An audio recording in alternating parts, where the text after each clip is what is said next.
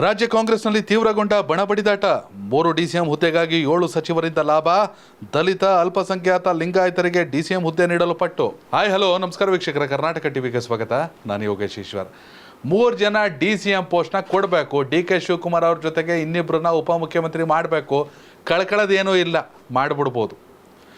ರಾಜ್ಯ ಸರ್ಕಾರಕ್ಕೆ, ಕಾಂಗ್ರೆಸ್ ಸರ್ಕಾರಕ್ಕೆ ಆ 2 ಡಿಸಿಎಂ ಹುದ್ದೆಗಳೇ ಮುಳುವಾಗುತ್ತೆ ಅನ್ನೋದು ನಿಜವೇ ಆದರೆ ಮಾಡೋದ್ರಲ್ಲಿ ತಪ್ಪೇನಿಲ್ಲ. ಡಿ.ಕೆ. ಶಿವಕುಮಾರ್ ಅವರು KPCC ಅಧ್ಯಕ್ಷರೂ ಹೌದು, ಬೆಂಗಳೂರು ಉಸ್ತುವಾರಿ ಸಚಿವರೂ ಹೌದು, ಉಪಮುಖ್ಯಮಂತ್ರಿಗಳು ಹೌದು. ನಿಮ್ಮ ಜವಾಬ್ದಾರಿಯನ್ನ ನಾವು ಚಿನ್ನವನ್ನು ಮಾರುವ ಬುದ್ಧಿವಂತರ ಆಯ್ಕೆ Hindustan gold company. Hindustan gold company ಇದು ನಿಮ್ಮ ಕಂಪನಿ ಅಲ್ಲ, ನಮ್ಮೆಲ್ಲರ ಕಂಪನಿ. ನಮ್ಮ ಹೆಗ್ಲಿಗೆ ತಗೊಂಡು ನಿಭಾಯಿಸ್ತೀವಿ ಹೊರತು ಅಧಿಕಾರವನ್ನು ನಾವು ನಿಮ್ಮ ತಲೆ ಮೇಲೆ ಕೂತ್ಕೊಂಡು ಮಾಡಲ್ಲ ಅನ್ನೋ ಭರವಸೆ ಬರಬೇಕಷ್ಟೆ. ಏನಪ್ಪ, ನನ್ನ ಜೊತೆಗೆ ಇನ್ನಿಬ್ಬರು ಉಪಮುಖ್ಯಮಂತ್ರಿಗಳಾಗ್ಬಿಟ್ರೆ ನಾನು ಮುಖ್ಯಮಂತ್ರಿ ಆಗಬೇಕಿತ್ತು, DCM ಒಬ್ಬರೇ ಇರಲಿ ಅನ್ನೋ ಕಾರಣಕ್ಕೆ ನಾನು DCMಗೆ ಒಪ್ಕೊಂಡಿದ್ದೀನಿ ಸದ್ಯಕ್ಕೆ ಅಂತ ಡಿ.ಕೆ. ಶಿವಕುಮಾರ್ ಅವರು ಅಂದ್ಕೊಂಡಿದ್ರೆ 2 ಪೋಸ್ಟ್ ಕ್ರಿಯೇಟ್ ಆಗಲ್ಲ. ಇವ್ರನ್ನೂ ಉಪಮುಖ್ಯಮಂತ್ರಿ ಮಾಡ್ಕೊಂಡು ಎಲ್ಲ ಬಂದು ನನ್ನ ತಲೆ ಮೇಲೆ ಕೂತ್ಕೊಬಿಟ್ರೆ ಏನು ಅನ್ನೋ ಭಯ ಅಥವಾ ಬೇಸರ ಅಥವಾ ಒಂದು ರೀತಿ ಜಿಗುಪ್ಸೆ ಡಿ.ಕೆ. ಶಿವಕುಮಾರ್ ಅವ್ರಿಗೆ ಇರ್ಬೋದು. ಸಿದ್ದರಾಮಯ್ಯ ಅವರೇನು DCM ವಿಚಾರದಲ್ಲಿ ಯಾವತ್ತೇನು ಮಾತಾಡ್ದಂಗಿಲ್ಲ, ಅಥವಾ ಡಿ.ಕೆ. ಶಿವಕುಮಾರ್ ಅವರು ಬಹಿರಂಗವಾಗಿ ಮಾತಾಡ್ದಂಗೆ ಏನಿಲ್ಲ. ಆದರೆ ಸಮುದಾಯದ ಆಧಾರದ ಮೇಲೆ ಇನ್ನಿಬ್ಬರು DCM ಹುದ್ದೆಗಳನ್ನು ಕ್ರಿಯೇಟ್ ಮಾಡಲೇಬೇಕು ಅಂತ 7 ಜನ ಸಚಿವರು ಪಟ್ಟು ಹಿಡ್ದವ್ರೆ. 7 ಜನ ಸಚಿವರು ರಣದೀಪ್ ಸುರ್ಜೇವಾಲಾ ಅವರಿಗೆ ಒತ್ತಡವನ್ನು ಹಾಕಿದ್ದಾರೆ. ದಲಿತರು, ಅಲ್ಪಸಂಖ್ಯಾತರು ಹಾಗೆ ಲಿಂಗಾಯತರಿಗೆ DCM ಹುದ್ದೆಯನ್ನು ಕೊಡಲೇಬೇಕು.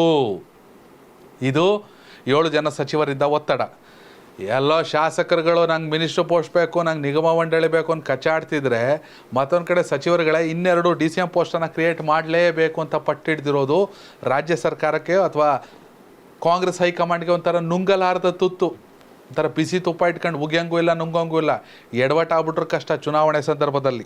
ಸತೀಶ್ ಜಾರಕಿಹೊಳಿ ಅವರು ಸಚಿವರಾಗಿರುವಂಥ, ಹಾಗೆ ಡಾಕ್ಟರ್ G. ಪರಮೇಶ್ವರ್ ಅವರು, KN ರಾಜಣ್ಣ ಅವರು, MB ಪಾಟೀಲ್ ಅವರು, ದಿನೇಶ್ ಗುಂಡೂರಾವ್ ಅವರು, HC ಮಾದೇವಪ್ಪನವರು, ಹಾಗೆಯೇ ಮುಖ್ಯಮಂತ್ರಿಯವರ ಆರ್ಥಿಕ ಸಲಹೆಗಾರರಾಗಿರುವಂಥ ಬಸವರಾಜ ರಾಯರೆಡ್ಡಿ ಅವರು, ಇವರೆಲ್ಲರೂ ಕೂಡ ಒತ್ತಡವನ್ನು ಹಾಕ್ತಾವ್ರೆ ಇನ್ನಿಬ್ಬರನ್ನ ಕ್ರಿಯೇಟ್ ಮಾಡಲೇಬೇಕು ಅಂತ.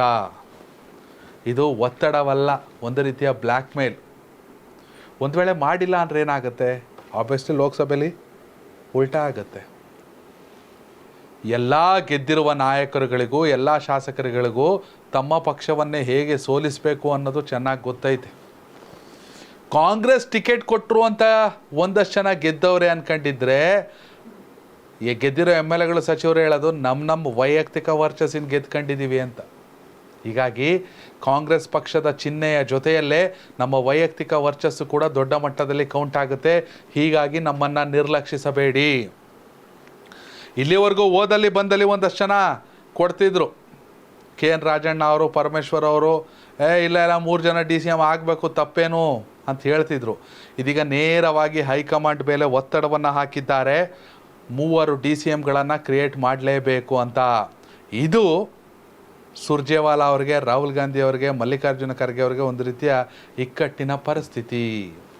ವೀಕ್ಷಕರೇ, ಈ DCM ಬಡಿದಾಟ ನಿಜಕ್ಕೂ ಕೂಡ ರಾಜ್ಯ ಸರ್ಕಾರಕ್ಕೆ ಮುಳುವಾಗುತ್ತಾ ಲೋಕಸಭಾ ಚುನಾವಣೆ ಸಂದರ್ಭದಲ್ಲಿ? ನಿಮ್ಮ ಅಭಿಪ್ರಾಯ ಕಾಮೆಂಟ್ ಮಾಡಿ. ಧನ್ಯವಾದಗಳು.